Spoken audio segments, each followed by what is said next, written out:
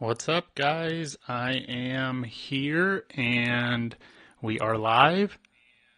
Yep, and it seems like the sound is working, so I think it is.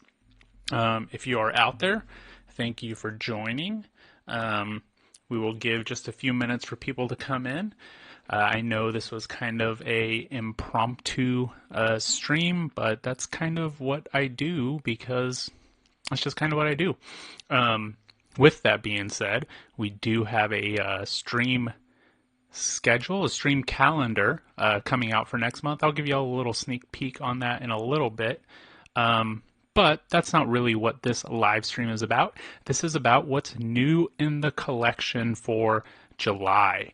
I generally try to do these a little bit earlier in the month, but as many of y'all know, I have been out of the country and I didn't have an opportunity to do any live streams. So now that I'm back, I do have that chance, and we'll go over a couple of the games that are new to the collection.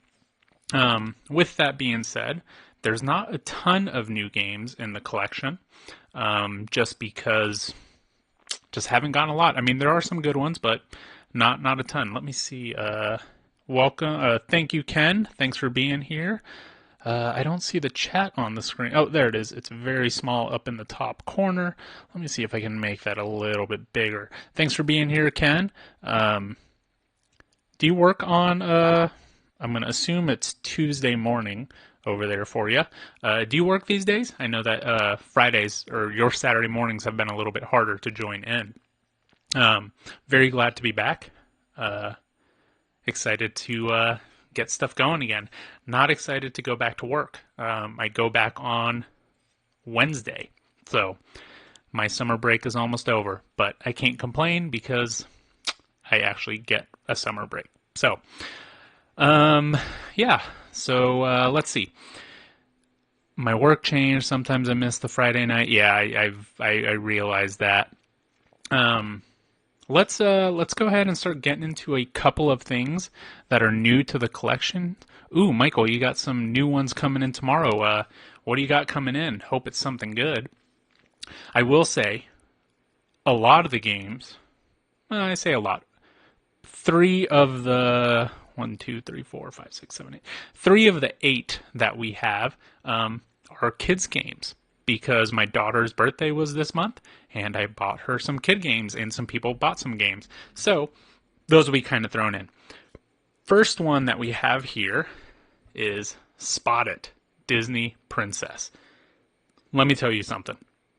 If you have kids, if you have younger players, if you have somebody that's not super into it or into games, Spot It is amazing. I have another version. Let me see real quick. Where is it? It was right there. It's not there anymore. But Spot It is a really cool game. I have the original version, and then this one, my daughter absolutely loves Disney princesses, so I had to get this one for her birthday. This game, how it works, is there are these little cards here. Hey, Donovan.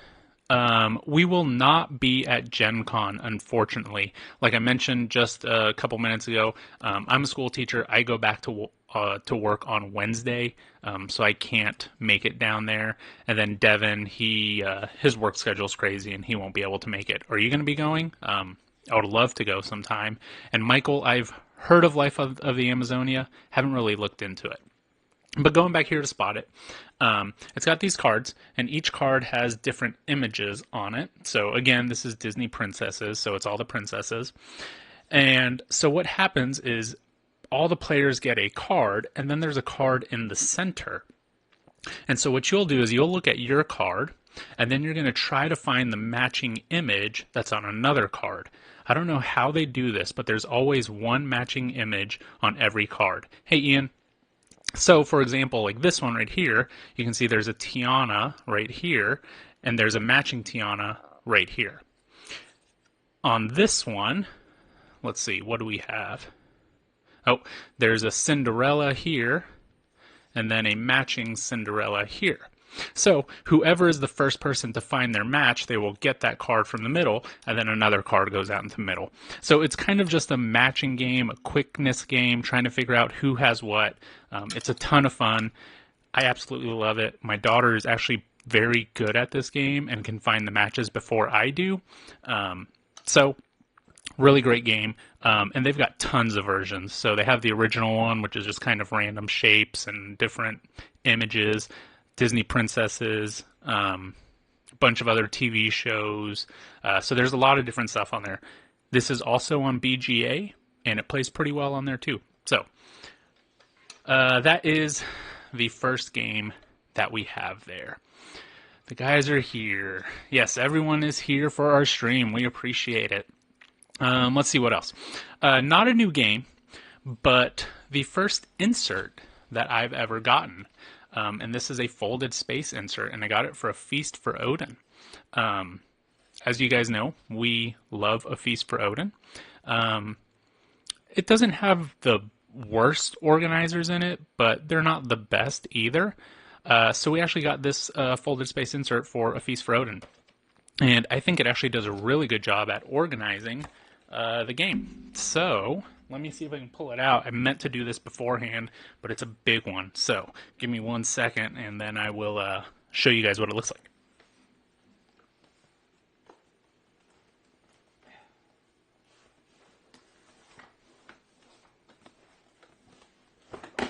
There we go.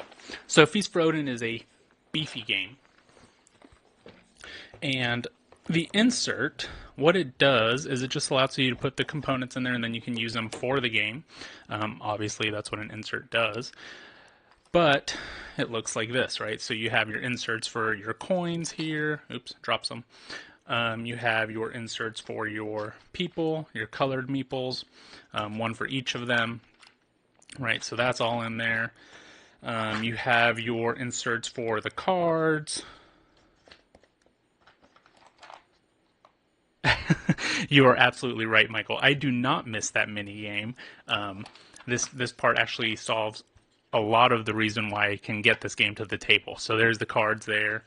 Right, so it just does a really good job of keeping all the little things in these organizers. Now, the thing is, it's only for the components. So there's not a lot of, like I said, there's not a lot of organization for this game, just because there's not really a lot of like actual tokens and components. I mean, there is, but there's a lot of boards mainly. So you've still got your island board, you still have all your player boards, you still have the main board, and all those are just stored first. And then you still have, of course, these little ones, right? There's no real like organization for those things. So all of these just go on top, and then you put the player boards on, or not the player boards, the actual like I forget what this board is called, but this goes on top, and then the actual board goes on top of that also. So it kind of blocks the stuff. It keeps it from moving. I don't store this one vertically. I store it horizontally, so none of the pieces are going to move anyway. But that is the Feast for Odin organizer. Is it the best organizer I've seen? No. Does it help out a lot? Yes, it does. But this isn't... It's strange because it really does help out the game, but it's hard to say that there really is a lot to organize anyway. Again, I know that's kind of weird to say because there's a lot in here, but there's not, I don't know, I can't really explain. There's games that have more components that you would need it for. So it's a good game to have it for if you play the game a lot. Do you need it? Absolutely not. But it's nice to have.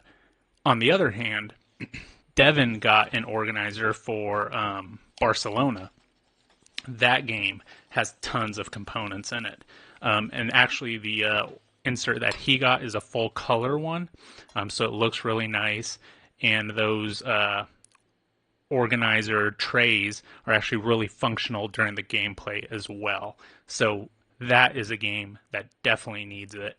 And it's a lot of fun with that one too. So you guys will actually be seeing that insert on some Wednesday whenever Devin does some live streaming. So those are the inserts that we got. We'll actually probably be posting a video this week, I think, on us putting them together and then just kind of our thoughts on it. But inserts are nice. Let's see. Okay, coming up next, I got another kids game. Guess who? Again, Disney princesses. We all know Guess Who. I actually just tried to play this one with my daughter earlier, and she does not understand Guess Who. It was pretty funny because I would tell her, hey, pick a princess. Don't tell me who it is. I'm going to ask you questions and try to figure it out. So, I would ask, is your princess wearing blue? And immediately she'd go, oh, yes, it's this one. I was like, well, you just lost the game. You told me who your person was. So it was kind of interesting to play that with her. And then, once we did get past that, it was funny because it would be like, does your princess have green on? And she would say yes. And I was like, okay, then close all the ones that are not green. And that was, a little tricky of a concept of closing the ones that are not the one that she said. So we'll keep on working on it. My daughter's 4. This says 5+. I know we'll get to it. We'll be able to play it. But it's funny because it seems like such a basic game, but it's really not. Some of those concepts are a little bit harder to understand. And I could tell she was getting a little bit frustrated. So, we had to take a couple breaks and all that, but it was great. It was fun. So that's Guess Who. Of course, Disney princesses. Right now, whatever I can do to get her to play games, and if that's princesses, I will play all the princesses for her. Let me go ahead and get a drink of water here.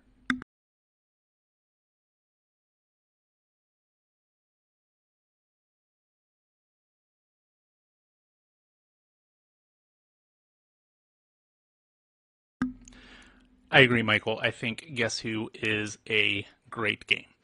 Okay, let's see. Devin came by last week sometime. He brought a couple of games that he actually picked up. Let's see. It has the element of subterfuge, which can be difficult to teach for some kids. Yes, it's definitely a tricky concept, but they get better as everybody does with everything. So, oh yeah. So Devin went and he actually picked up a game not too long ago. So his work, he travels all over the place. He's going all over the Metroplex. So he gets a chance to go to a bunch of new game stores that aren't really close to us. I mean, they're not like super far, but it's just really kind of out of the way. But if he's going that way for work, he went by and stopped. He went in and stopped at that place. So I will preface this a little bit. We do have another haul video coming out because Devin can't help himself. So I said earlier that we did not get a ton of games.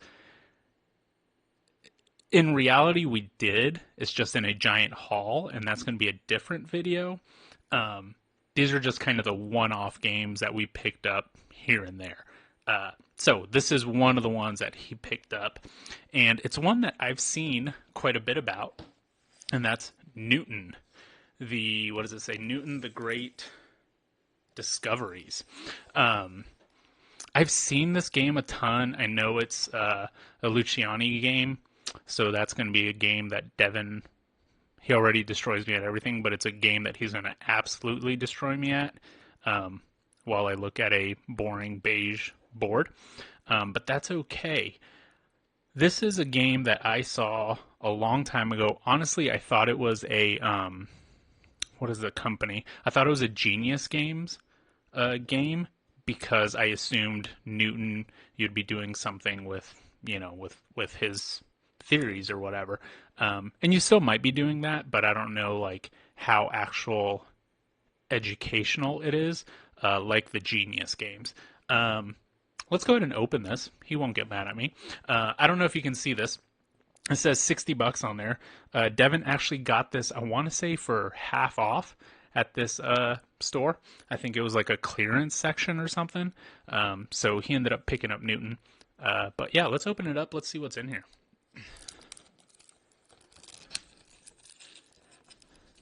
Michael, I feel like this might be one that you've played, maybe one that you're into. Uh, Again, like I mentioned before, I think you and Devin are kind of similar game styles or game. You guys enjoy the same kind of games. So let's see what is in Newton. Let's put this right there. Perfect. Okay, so of course you've got your little tokens, your cubes. You've got protractor cards. Looks like some kind of educational game here, or universities or something. I'm sure it's like your contracts. You've got some leaders here. Robert Boyle. Let's see. Newton. Ooh, a bunch of rule books. So we have one in, I don't know that language. This one is Greek. This one looks French. This one is English, Italian. Look at all those rule books. Tons of rule books. So here's the English one. And it says, the 18th century is a time of great scientific discoveries as well as exciting research into mysterious and as yet unknown fields. Competition in the academic world is ruthless, above all for young scholars such as yourselves. In order to follow in the steps of the great Newton, you must devote yourself to undertaking new research and increasing your knowledge in order to become the most highly respected scholar in the world's scientific community. You will travel through Europe, visiting cities, universities, and ancient lands, which were once seats of vast and mysterious knowledge. Devote yourselves to studying the works of great scholars who have gone before you, learn new things and academic lessons. Experiment original theories to arrive at revolutionary technological inventions, work hard to provide economic support, and try to gain the backing of the great contemporary masters. Interesting. So it looks like there's just a board here that you'll be traveling through. Looks like there's two boards here. Interesting. Yeah, I'm going to let Devin read up on that one and then possibly explain it to me. We'll see. Maybe I'll find some video out there. It is a 1 to 4 player game, so I'm sure you'll be seeing it on one of his Wednesday live streams. I know last week when he live streamed, he said he had 56 games, I believe. And if that's the case, he has 57 now. So that is Newton. And we'll see what it is. We'll see how it plays. Not 100% sure, but that is okay. He was very excited for it. He said that it's a game that he's wanted to pick up for some time. And now that he saw a great price at it, he went ahead and did it. So that's Newton. Let's see, what else do we have? I like Newton, very much a dry. I prefer it to Lorenzo. Interesting. Lorenzo is one of Devin's favorite games. I'll spoil it. He actually got it in the haul. I think I want to like Lorenzo. I think I could like Lorenzo, but it's a game that I've said it before. A lot of games for me, you have to invest a lot of time. So a lot of dry Euros, I have to invest a lot of time in it. And that's really hard if it doesn't initially captivate me or if it doesn't draw me in a lot at the beginning. I know I'll like it in the long run, but it's one that I just don't necessarily want to invest the time in at the beginning. Just because there's so many games out there, and that could just be a problem with, just fatigue in general. There's just too many games out there. But, that's a conversation that I have with Devin a lot. It's like, to learn a Lorenzo or something like that, it's a 3-hour commitment. And to be able to do that multiple times, it's kind of difficult unless it really, really drew me in. So I don't know. I'm sure I'll play Lorenzo again at some point. I am excited to try Newton. I like trying games, and hopefully it does draw me in, and then hopefully, I can become better at it. So another thing that Devin said at this game store, I forgot the name of it. I'll have to text him at some point. But another thing that he got is this little promo here. So he said they had a promo bin or a promo section or something like that, and they were just giving away free promos to games. I guess you could buy something and then you'd get a free promo, or maybe it was you could get as many as you want, something like that. But he got a promo for Lantern Dice. Lantern Dice is a game that we got in one of our haul videos. I have not played it. I'm not sure if Devin has, but it looks like some type of polyomino shapes here. A new large shape of firework tiles. See rulebook page 4. So again, I don't really know what Lantern Dice is, but I guess it's some polyomino firework game, something like that. Looks like these ones have 4s. I'm going to assume, yeah, that's a 6, and then 5s. 4s, 5s, and 6s. We do have Lantern Dice as well. So we talked about, doing a live. Wait, this is Lantern Dice. We have Lanterns, the normal one. We have two versions of Lanterns, but we've talked about doing a stream where we just play both of them back to back because I think it's not a very long game. So yeah, that's the promo here.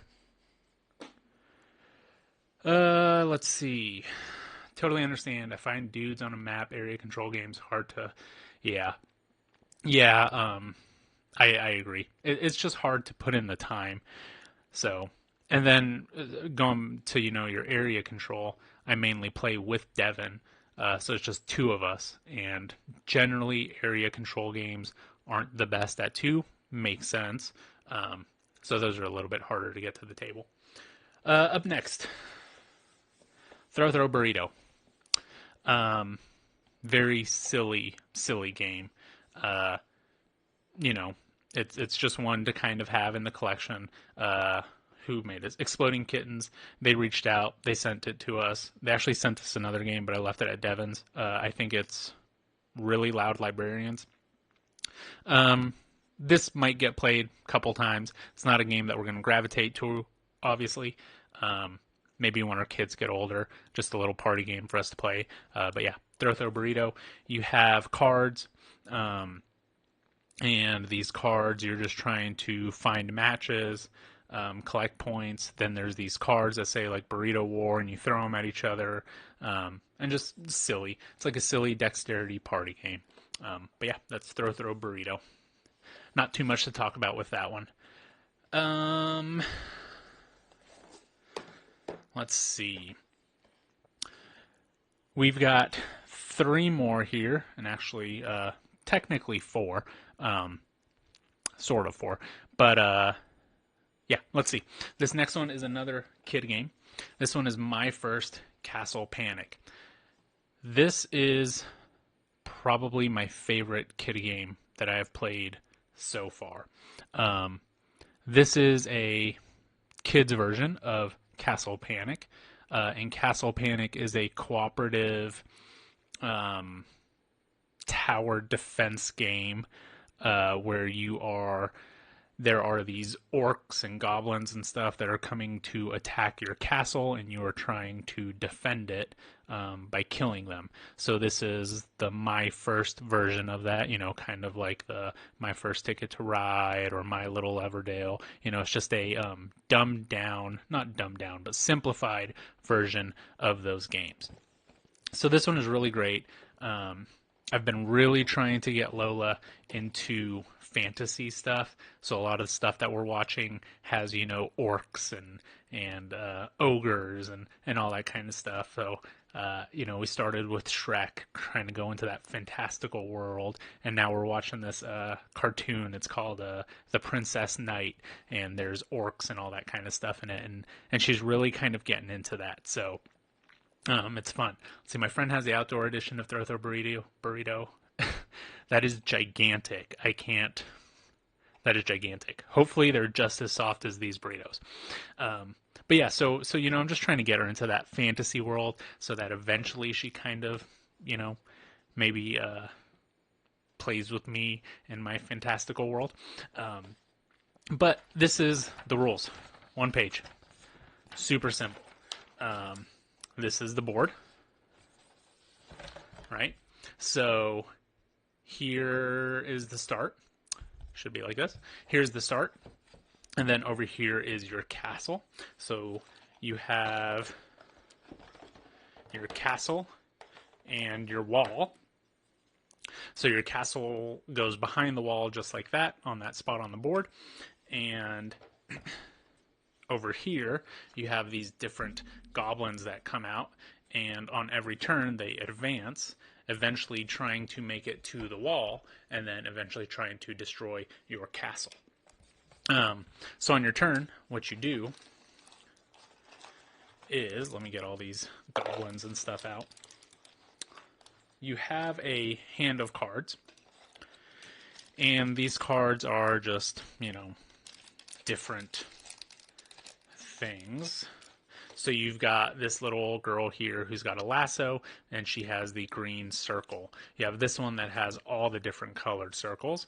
You have this one, which is getting a goblin and sending them back into the stack. This one, that's the triangles, right? So you've got all these different ones, the squares, and then there's one in there that lets you rebuild your wall. So you have a hand of cards, and if there is a goblin, or whatever these things are, on this space, and you have a matching card, you can play that card, and then that will get rid of this monster, and you will throw them into the dungeon, which is actually the game board, the box, right? So there's your dungeon. So we've made that kind of our little game too, where it's like, oh, I'm going to send this one into the chains, so it's sitting there in the chains, or I'm going to send it into the puddle up here. So that's a lot of fun.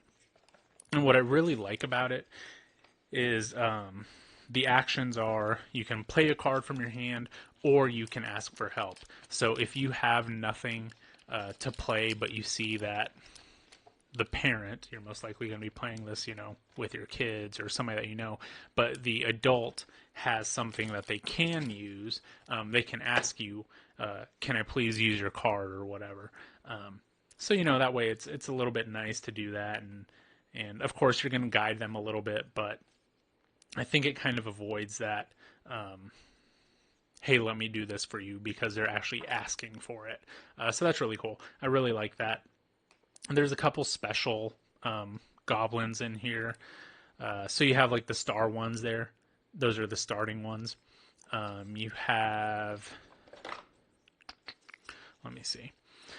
You have this one here that makes everything advance one space, and then you draw another one out there. This one here just lets them advance one space. And then this one here is the speedy goblin, and it jumps over all of them, or it runs across all of them and goes to the very front of the line of enemies trying to defeat your castle. So this is one that we've had a ton of fun playing. It's one that I will recommend to anybody that's trying to get their kids into games. Now, obviously, it is very basic, but for a 4-year-old, it's perfect. There's no reading. There's just playing cards and asking for help. So that is my first Castle Panic. Very much enjoy this game. Let me get a drink of water.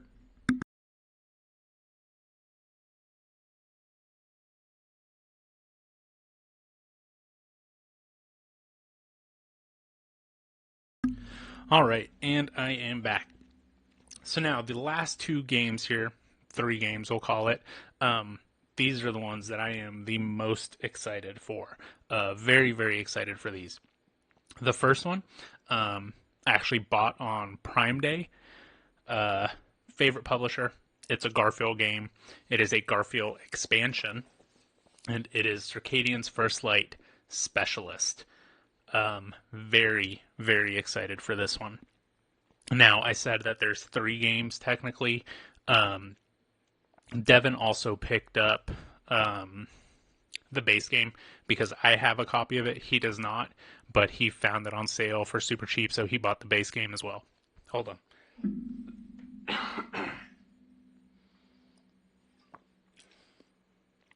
Sorry, you got a tickle in my throat there. But this is a specialist expansion. So if you know anything about circadians, It is a dice worker placement game where you are rolling your dice and then you are placing them on spaces out on the board. But one of the really cool things about the game is you have these, what do they call them? I guess specialists. Yeah, that's really what they are. And these specialists make your gameplay completely asymmetric. So you have different abilities that you can use. So, for example, some in the base game is you can use any number ones, I believe, or something like that, as a number six if you put it into your farm. So it gives you more production. Somebody else's, you don't have to pay any algae for any of your garages. So you pretty much can avoid algae throughout the entire game unless it's for like contracts and stuff like that. Ken, I agree 100%. Board games are way better than screens. Although I say that, and my daughter has been on her tablet way too much lately. But different story. So some of these that have been added on here are things like gain a gem if there are no dice at your outposts. You can discard a contract card to draw 2 contract cards. Resolve a second faction's ability when negotiating. Each round you may resolve the effect of your first die sent from the headquarters twice. That's pretty cool. You may increase a die up to 2 pips or 2 dice 1 pip each. I like that. One of your turns in the executive phase must be spent harvesting all of your farms. Interesting. You may always spend 6 water in place of a gem. Your dice limit is -2. Benefits from an unclaimed advancement each harvest phase. That's an interesting one. You can only have 5 dice ever max, so your dice limit is -2. I don't know if you can get everything done with 3 dice. Gain 1 gem when you negotiate with Azuri, or 3 water when opponents do. So it just adds a bunch of different specialists. It adds a bunch of different events. So the game runs over 7 rounds. And during each of those rounds, there's events that happen, some positive, some negative. And so here are some new ones that get added in there. Let's see what they are. So, for example, on the other one, it's like, what is it? You can use any dice to harvest, kind of, or like your harvesting is double. You don't need water to use some action, stuff like that. This one is spend 1 fewer gem or 5 fewer water when spending specialists to the depository. Gain rewards when sending specialists to your own outposts. A bad one. You must discard 1 contract to benefit from a ship's ability. Do not gain rewards when opponents use your outposts. And then there's some Atoma cards here, and then some new contract cards. So that's pretty cool there. And then the part that I actually am not 100% sure on is you have this new action spaces, and it's an outpost. And so this outpost, let me see, kind of looks like this, and they go onto the side of your board. And I'm not 100% sure, but it looks like you can gain a contract, you can gain 2 waters, plus 2 algae, 1 energy, 2 victory points. Again, not 100% sure here. Looks like there's a new move for the Atoma, which is Conspire. Interesting. So there's some stuff there. Oh, back here. Oh yeah, there's more Atoma stuff right here. Exploit. Conspire. Interesting. And then there is a new faction. So it's not really a new faction in the Circadians universe, because if you know anything about Circadians, this is the first one, Circadians First Light, and then there's Circadians Chaos Order, which is actually a area control game. Dudes on a map game. honestly not my favorite, but it's a good game. I just don't really like those kind of games. But yeah, here's that. So Oxataya, new negotiation stuff.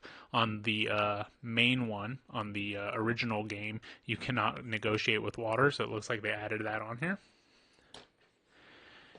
And then another faction, Azuri, and it looks like I don't know what the negotiation is on that one. Not sure. Have to read the rulebook. Then it looks like there's some more player powers here. Again, some specialist actions, some new farms, and a new rocket. What do these rockets do? Free trade, and I don't know what that symbol is. That's a new symbol. So yeah, that is Circadian's First Light Specialist expansion. This Friday, I am actually going to be live streaming solo. There is a convention going on this weekend, and Devin is going to all 3 days. So he's going to be out on Friday going to that convention. I'll be going on Saturday only. So I will be live streaming on Friday.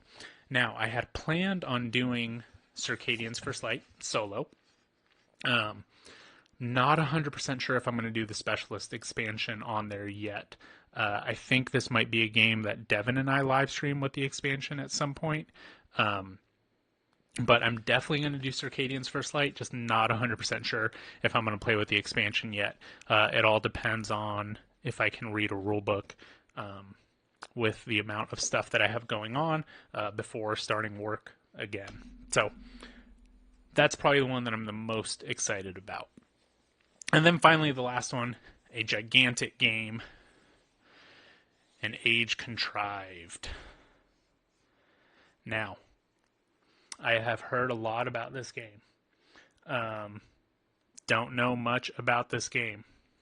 Ooh, a fun convention, Michael. It is a board game convention. So it's a local one. It's one that we went to a couple years ago. I want to say it's small, but it's probably about 500 people. So it's not huge, but it's also not small. But they do have a library and all that kind of stuff. So he's going to be going Friday, Saturday, Sunday. I'm going on Saturday. And it was only $20 for one day. So super excited for that.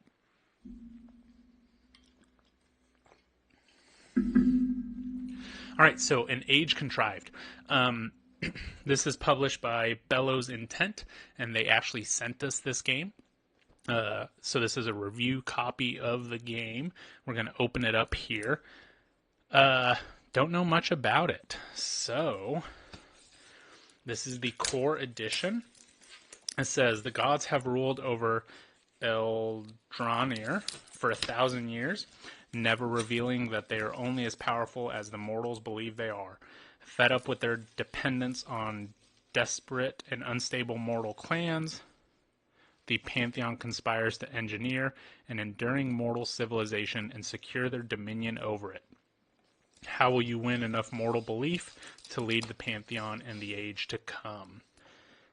So this is a competitive strategy game, engine building, and resource programming.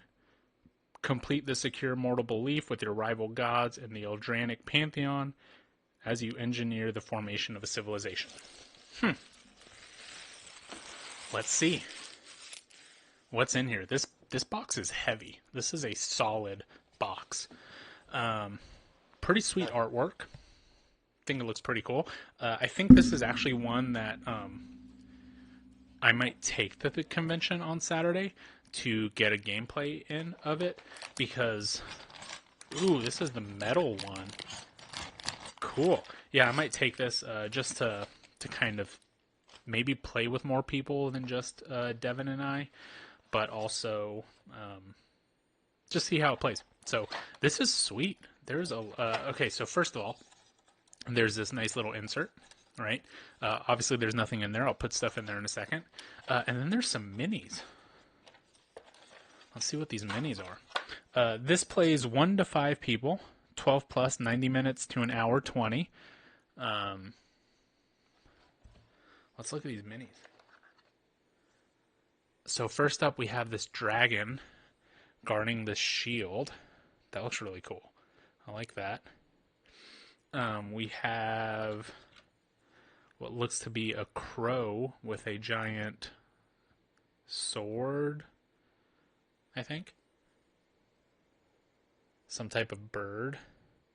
It's stuff like this that I wish I could paint minis, but I also know that I don't need another hobby, and I'd probably be terrible at it. So, not going to do that. Then we have, what looks to be a tree person. I'm not sure if you call those tree ants, or if that's just the Dice Throne name for it. Not 100% sure. I was talking about all this fantasy stuff before. I'm also not the most knowledgeable in that. I want to be, but I'm getting there. Devin would make fun of me if he heard me say that. But yeah, there's this one. It's like a broccoli. It's even the green color. That one looks pretty sweet too. We have this purple one, which if you know me, I always play purple. This looks like some magical goddess just levitating. That's pretty sweet. And then finally you have just a big boy. Perfect. So those are those minis. Those look pretty sweet. That is a good first sign. Let's see if I can get these back in where they go. Nice. And then, of course, the nice insert. You've got these chunky tiles here of all different colors.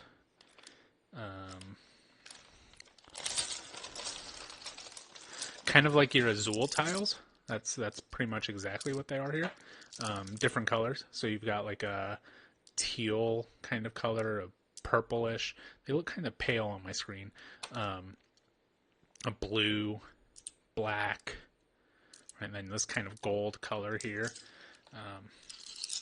You can hear that there. But a nice bit of tiles. Some cards here. Let's see what these cards look like. Man, there's a lot in this game. No wonder it was heavy.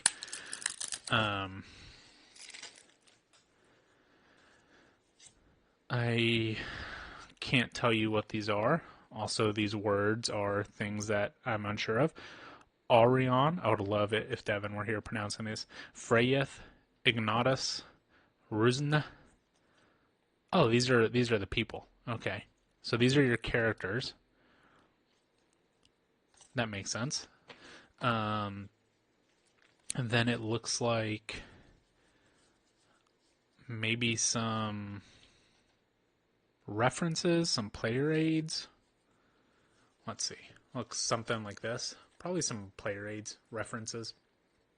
But they are slightly different, so I'm not sure if that's exactly what they are. Movement. A lot of stuff there. And then some more character sheets. So for Aurion, which is that kind of crow thing, it looks like they can sprint. When one of the bot's wild energy is activated, exhaust it and move the bot's character by 2 spaces. Oh, this must be like a Toma. Yeah, it is a 1 to 5 player, so maybe this is something. Maybe that's what this is. This is the Atoma deck. That'd make sense. Huh. Interesting. So there's that. Of course, a score pad. A lot of rulebooks. Nope, only 2. Solo rulebook, normal rulebook.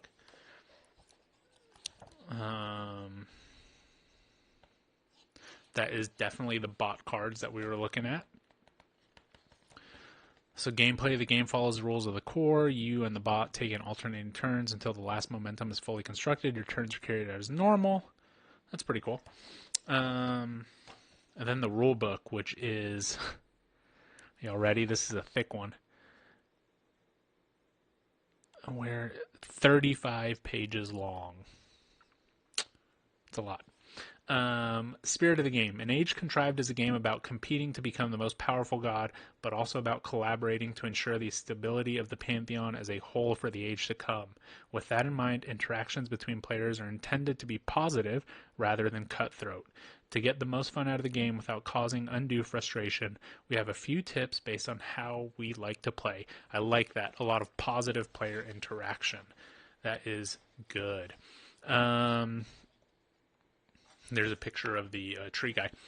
Winning the game, the player with the most VP. If there's a tie, the player with the highest number of energy. Yeah. Okay. I believe this game has magnetic buildings in it. I'm going to have to look it up, or I'm going to have to try to see when I put it together. There's a lot of stuff in here. How to teach. I think this is going to be a beast of a game. It's got a how to teach section in the rule book. The first time we teach it to anyone, we encourage them to consider it a learning game. As a game with interconnected systems that encourages players to plan ahead, it can be difficult to internalize every rule. If you want to start playing as soon as possible, then this is the section intended for you. Cool. So it kind of gives you just like a quick overview, a learn as you go play. I like that. Distilled did that as well. And I really liked that on there, kind of like a learning game. A lot of player setup here, board setup. This is going to be massive. It's a lot of stuff. All these components, monuments, 6 monument frames, 5 transmutation devices. Oh, this must be the buildings. Yeah. So there's 6 monuments, and then they go on top of this. Let me see. Oh, I said player references? No. You get your own book. These are more player references. Wow. Happy with your game? Head to Board Game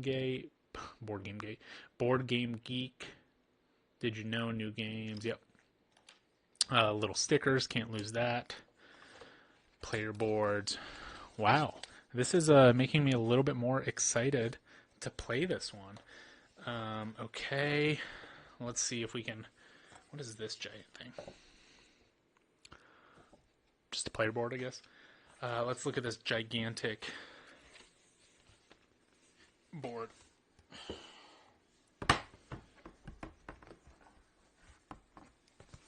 Whoa.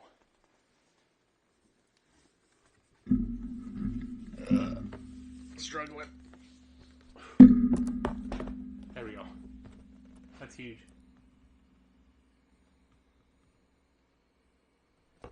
That's a lot of stuff there. So yeah. Excited to try this one. Bunch more player stuff. Oops. I shouldn't be. I don't want to move these too much because then things are just going to kind of fall out. But a lot of tokens, a lot of things to punch out. Lola loves punching things out, so I'm going to leave that for her. And we'll probably do that tomorrow. So that is all of the games that we got this month. I'm just going to throw these into a baggie here so that I don't lose them, and then I will organize it a little bit more tomorrow. Very cool. Really excited for this one. I knew that it would be pretty cool. I did not think that it would be that much stuff in there. Board in box. What is my process for learning new games? Paul uses videos. Devin is here. Yes, I definitely am a visual learner. And Devin is definitely the reader. Now, I have gotten much better at reading rule books.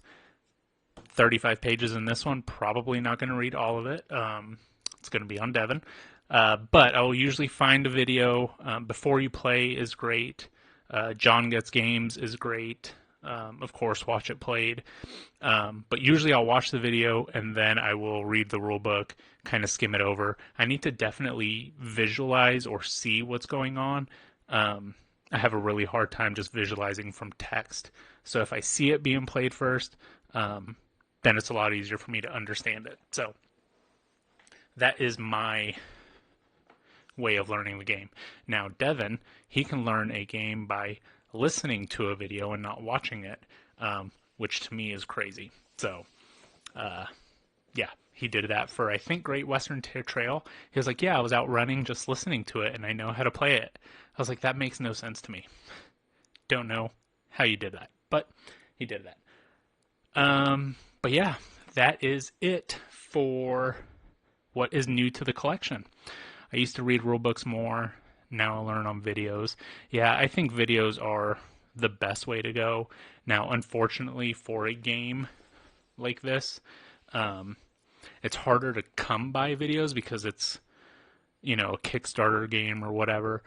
I say that, but there this one actually does have one from before you play, but like for Peaks, for example, that was a prototype copy of the game, so there was nothing available. So for that one, yeah, you have to read the rulebook. For big games like an Age Contrived, you're not going to find there's probably going to be something wrong with the videos because there generally is. So you do kind of have to read the rulebook. Yes, I agree with what you said, Devin. If it's too complicated, you just skip the game. I mean, I'm not gonna lie, I've kind of done that too, Ken. So, um, but yeah, that is it for what's new to the collection. I teased at the beginning of this video that I will have a schedule for all the live streams that we're doing. Devin and I talked kind of when I was out of town, and we had mentioned. Yeah, Michael, some of the rule books are definitely less than ideal. But Devin had mentioned that he's going to be start doing a lot more live streams every Wednesday, and I'm going to be live streaming at least twice a month. This kind of format, so I'll be doing a what's new to the collection, and then I'm also going to try something new, maybe like a what's new on BGA kind of stuff. But I'll go ahead and pull up that calendar because I actually have it here. And there it is. Make it a little bit bigger here. And I'm going to post this onto our community board on YouTube so that you guys can actually see it there and reference it. But this is going to be kind of our live stream schedule. And we've actually already got like most of the games planned out and everything. So tomorrow is Tuesday. This actual Wednesday, Devin's going to be live streaming Scholars. Obviously, it's not on there because it's still technically July. Yeah, but Devin will be live streaming Scholars. Like I mentioned earlier, on Friday, yeah, this upcoming Friday, I'm going to live stream Circadian's First Light. If I learn this expansion by then, I will add the expansion. If not, you will watch Devin and I live stream that game at some point with the expansion. Devin's got Lockup coming up, Barcelona. Again, you'll be able to see the insert that he got for Barcelona. He's going to be out that, what day is that? I can't really read it. The 21st, and then the 22nd, he's going to come back with Red Raven. Red Raven games, Now or Never. So that's going to be a long live stream. At the end of the month, on the last Friday, it's our 5th Friday Filler Frenzy. So if you can think of any quick games that we can play that day, drop a comment and we will try to get them played. So again, I will post this up probably on Thursday on the 1st of the month. But if you just kind of want to reference it here, it's on this video, but it will be there. Look at Shelby. Excuse me with the calendar. Yeah, look at us, Shelby. We're getting organized. Ken, Dice Throne, we were talking about it. We took a little bit of a break on it. We know X-Men is coming out soon. You will definitely see some X-Men content whenever that comes out. Possibly some stuff before that. We'll see. Those will be edited videos, and those are still going to come out on Tuesday. There you go, Joe. Look, you guys got to step up your game now. Get organized. Actually, I would love to show everybody the prototype calendar that Devin sent me. I can't, but it's definitely a picture that I will save forever because it is hilarious. Devin is telling me to please don't. I won't. I will not do that. Um, but I love it. It is the best thing that I've ever seen. So, anyway, that is it for me. Again, I will post up this calendar on our community board so that way that you guys can see it whenever it comes time. But that's it for me. Shelby, I can show it to you later. Actually, no, I take that back. You and Joe have to come down here, and then I'll show it to y'all in person. That's what we have to do. Sorry. Ken, thank you for being here. Appreciate it. Michael, thank you for being here as always. Couple of new people, Board and Box. Thanks for stopping by. Donovan, thank you for being here. We appreciate it. And as always, like, comment, subscribe. All that stuff really does help us. It helps our channel grow. And we'll see y'all on Wednesday.